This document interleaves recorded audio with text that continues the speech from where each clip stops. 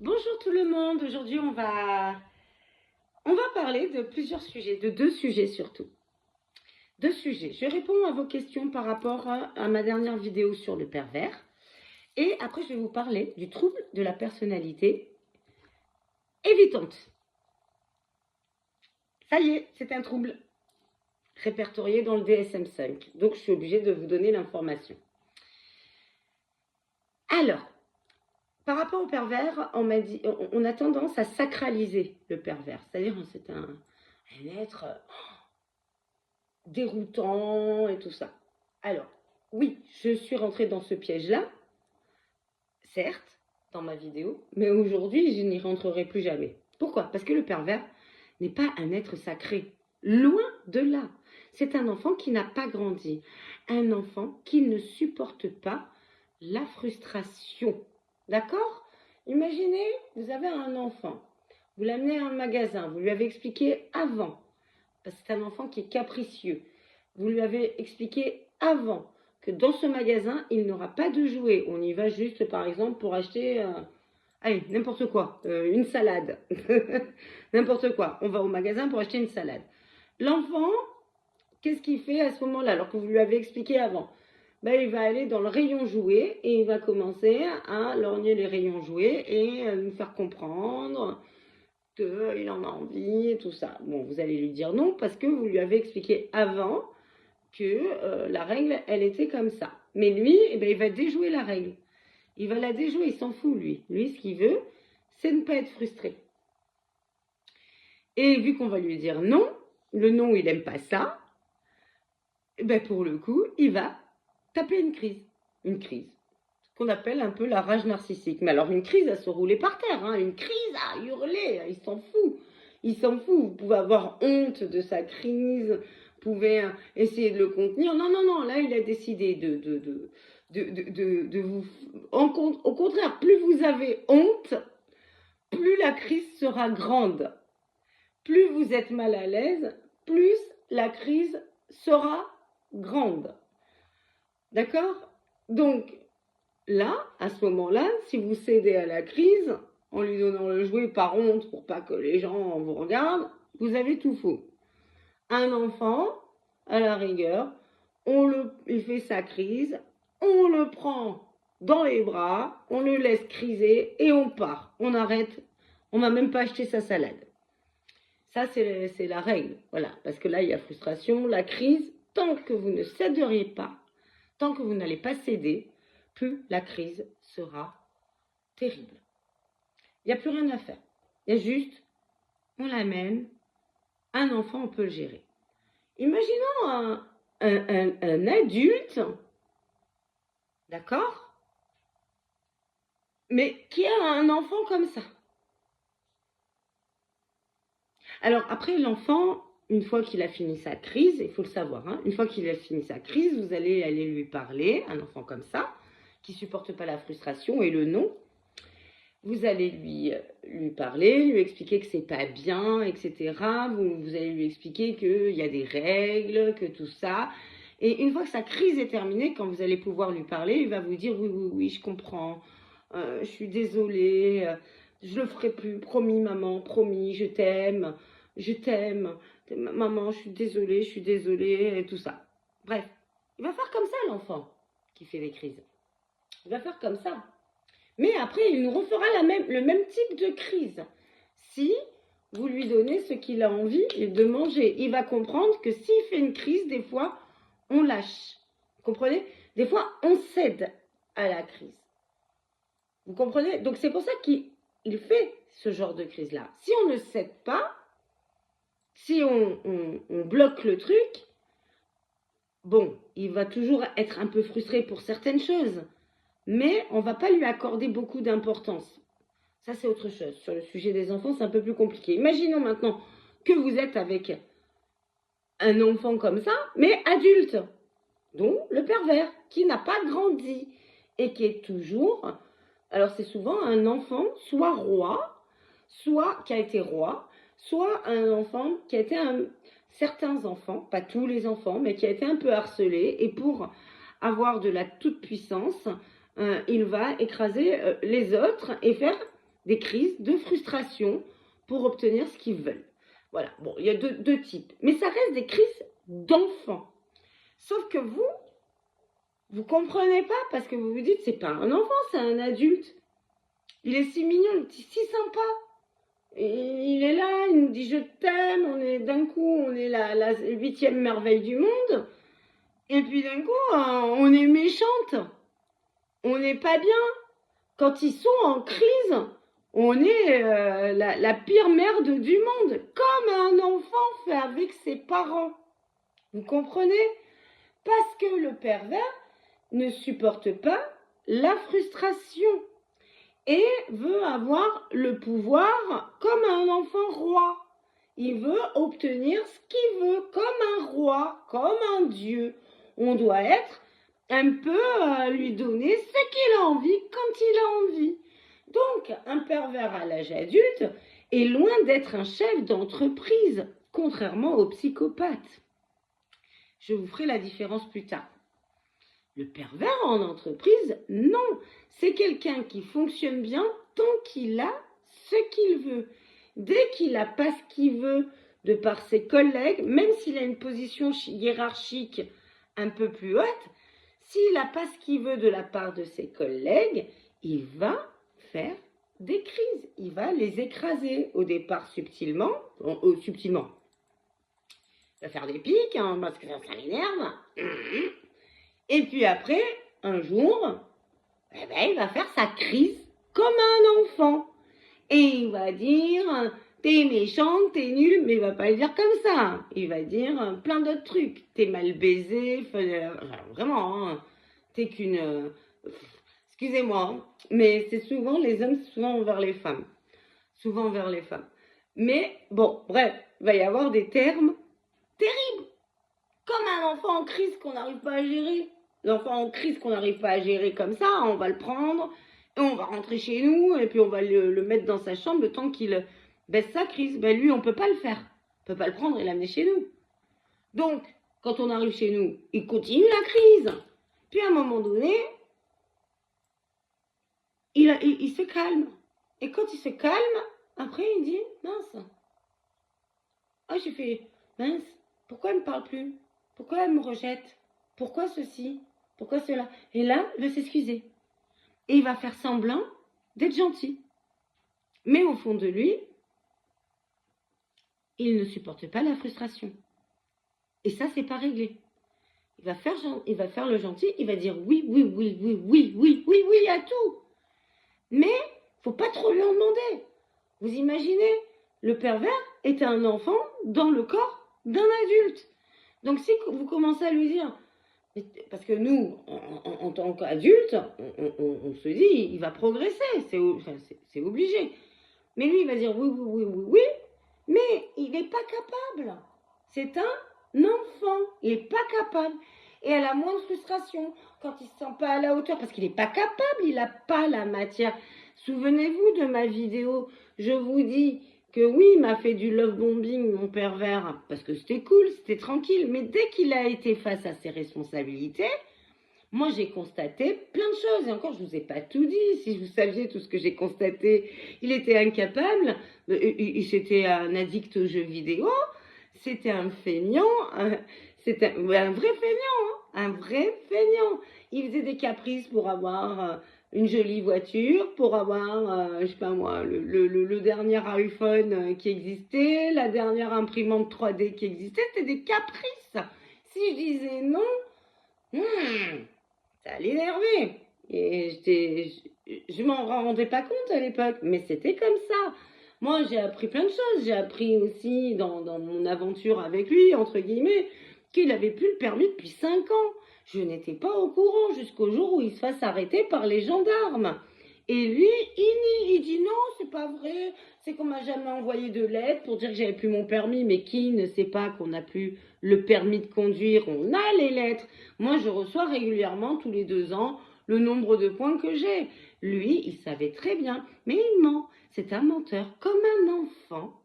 Comme un enfant. Et quand il est pris au piège, au truc, ben il dit, ah ben non, je savais pas, il est creux. Il n'est pas intelligent, c'est un enfant. Donc, il faut arrêter maintenant de sacraliser le pervers. Le pervers narcissique. C'est un enfant dans un corps d'adulte qui fait des crises. Point. Et ces crises sont folles. C'est de la folie. Il rentre en folie. Hein. Quand je dis il rentre en folie, c'est que là, plus rien ne compte. Après, ça reste quelqu'un de centré sur lui. Et quand il vous s'excuse et vous supplie, c'est que, à la différence de l'enfant qui a que vous, et encore selon l'âge, mais lui, le pervers adulte, se rend compte qu'il n'est pas à la hauteur. Donc, bien sûr, dans ces crises, il vous rabaisse, il explose. Mais après, il se rend compte qu'il n'est vraiment pas à la hauteur. Donc, il va aller voir d'autres personnes pour se victimiser en disant « Je suis maltraité chez moi, non, non, non, non, non, non ». Ce qui fait qu'il reprend de l'énergie, etc. Et que là, il constate progressivement que de rester avec vous, ça va être trop contraignant. Ça va lui demander trop d'efforts. Voilà. Bon, en fait, c'est tout simple. Comment le détecter? À la première crise. Une crise terrible, et puis des excuses après, comme un petit enfant qui s'excuse, qui fait pitié, pitié, je t'en supplie, et tout ça. Si vous acceptez la première, ben, il y aura la seconde, il y aura la troisième, et il y aura de la violence, et ça sera de pire en pire, et après, il vous éjectera comme ça. C'est tout. C'est tout. Voilà. Il n'y a rien à dire de plus sur le pervers. Moi, j'ai envie de vous dire, il n'y a rien à dire de plus. C'est quelqu'un qui n'est pas construit, c'est quelqu'un qui n'a pas grandi, c'est quelqu'un qui a encore le cerveau émotionnel qui n'est pas construit et qui sera toujours dans la merde toute sa vie. Il n'a aucun remords par rapport à ce qu'il fait, sachez-le. Vous êtes, comme je vous dis, moi j'ai beaucoup discuté avec mon pervers, hein, beaucoup. Vous êtes considérés comme, pas des humains, quoi, des rats de laboratoire, des gens qui vont juste l'aider à ne pas être frustré. C'est tout. Et dès que vous êtes trop en demande de quelque chose de normal, ou trop à lui dire, mais quand même, c'est pas bien, quoi. Enfin, voilà, ben là, ça. Oh, non, c'est bon. Voilà. Alors, il va dire, mais, pardon, puis après, il va refaire. Et il va refaire. Et il va refaire. Et à chaque fois, il va vous refaire du love bombing. Et c'est tout. C'est comme un enfant. Voilà. Donc, sortez de cette relation-là. De toute manière, vous n'irez pas loin avec et ça vous fera, au contraire, régresser. Et vous êtes une maman auprès d'eux. C'est tout. Voilà. Le psychopathe, c'est pas pareil. Le psychopathe, non, c'est pas pareil. Juste vite fait, pour vous dire, le psychopathe, s'il vous choisit, certes, il sera manipulateur et tout ça, mais le psychopathe, lui, ce sont souvent des PDG, des grands, d'accord, et ils vont choisir leur compagne pour les faire briller. Voilà, il faut qu'elle brille et il faut qu'elle se tienne à la hauteur de leur, comment dire, de leur projection dans l'avenir, de leur projet, de tout ça. Il ne faut pas qu'elle les trahisse, il faut qu'elle soit là, présente, donc manipulée, donc aussi dans l'ombre quand même. Faut pas qu'elle, voilà, le psychopathe a besoin de briller et sa femme sera celle qui va avoir les capacités pour le faire briller. Comme par exemple Bernard Tapie avec cette dernière compagne, mais ils ont quand même un peu de valeur, ils ont beaucoup plus d'énergie, mais voilà, il n'y a pas trop d'empathie, quoi. S'il est avec vous, c'est parce que vous le méritez, entre guillemets, et il ne faut pas faiblir, parce que si vous faiblissez, vous n'êtes pas intéressante. Voilà, il faut aller dans sa ligne. Je ne sais pas si vous comprenez, je vous expliquerai mieux ça lors d'une dernière vidéo. Je bascule maintenant sur le sujet de l'évitant. L'évitant, vous avez vu toutes les vidéos de personnes qui disent qu'elles ont souffert d'un évitant, que gna gna gna, que c'est dur, qu'il part, il revient, etc. Bon, allez, c'est bon, on va arrêter tout ça parce que ça, c'est du business et ce n'est pas vrai. Voilà, ces personnes-là qui souffrent d'un évitant, c'est qu'elles ont eu un comportement qui, comment dire, qui voulait peut-être contrôler la personne. En tout cas, un évitant, moi je vais vous dire ce que c'est. Un trouble de la personnalité évitante, ça y est, répertorié dans le DSM-5. Un évitant est quelqu'un qui est hyper anxieux, d'accord? Et vous allez le reconnaître. C'est quelqu'un qui, au contraire, a peur d'être ridiculisé, humilié, dans des situations où il y a du monde. C'est quelqu'un qui est plutôt discret, c'est quelqu'un qui a une hypersensibilité à la critique et une peur intense d'être rejeté. Donc, il va fuir les situations sociales. Ce n'est pas quelqu'un qui va... Un exemple, si vous êtes en couple avec quelqu'un qui est une personnalité évitante, il va certainement pas aimer les surprises où il y a du monde. Si vous décidez de lui faire une surprise en invitant tous ses amis à son anniversaire en surprise, alors là, c'est le pire que vous puissiez lui faire. C'est quelqu'un d'hyper anxieux, il a trop peur, il a une estime de lui-même qui est extrêmement basse et il a vraiment cette peur en lui d'être rejeté, il craint vraiment qu'on se moque. Il craint vraiment qu'on se moque de lui, l'évitant. D'accord? Donc, rien à voir avec ce qu'on vous raconte. Et ça, je le sentais que ça buguait pour moi. Rien à voir avec ce qu'on vous raconte dans les vidéos. Les gens qui vous racontent des vidéos sur l'évitant en disant que c'est presque comme un pervers, ben, ils se plantent. C'est juste des gens qui ont été eux-mêmes frustrés de ne pas avoir pu contrôler la personne dans leur relation. Si quelqu'un vous évite et qu'il va à des concerts, qu'il a une vie, qu'il s'éclate, etc., ce n'est pas un évitant. S'il vous évite, c'est que peut-être que se sent pas en harmonie avec vous, quoi. C'est peut-être parce que on est peut-être chiante, tout simplement. Et il a besoin de prendre l'air parce qu'il n'a pas envie de conflits qui servent à rien, quoi. Il en a marre d'avoir des reproches, etc. Bref, bah, il fuit. Il n'a pas envie de ça. C'est peut-être que vous êtes une relation pansement pour eux. Donc vous avez envie d'une relation d'engagement, mais peut-être que bah, ces personnes-là ne sont tout simplement pas prêtes à l'engagement et puis ou n'ont pas envie de s'engager avec vous. Je veux dire, c'est ça. Et il ne faut pas confondre. Si à un moment donné, quelqu'un n'a pas envie de passer du temps avec vous, c'est tout simple. C'est pas forcément passer un évitant. Vous avez vu l'évitant ce que c'est. Ça n'a rien à voir. C'est qu'il évite de passer du temps avec vous parce qu'il vous sent trop anxieuse. Tout simplement. Rien à voir avec l'évitant. La personnalité évitante. Le trouble de la personnalité évitante, ce n'est pas ça. Le trouble de la personnalité évitante, ce sont plutôt des gens qui sont, eux, très très anxieux, qui ont même des tocs, des obsessions et de l'agoraphobie, peur de sortir, etc. Qui préfèrent les situations à deux que les situations avec plein d'autres liens. D'accord?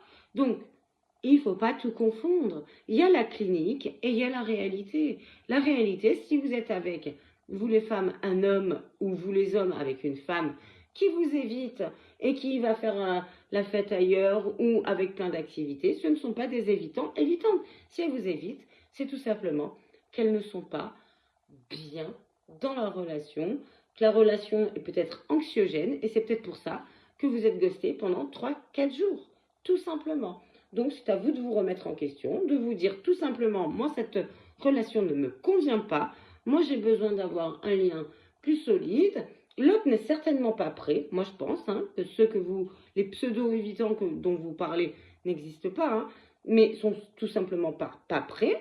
À vous de voir ce qui est important pour vous, pour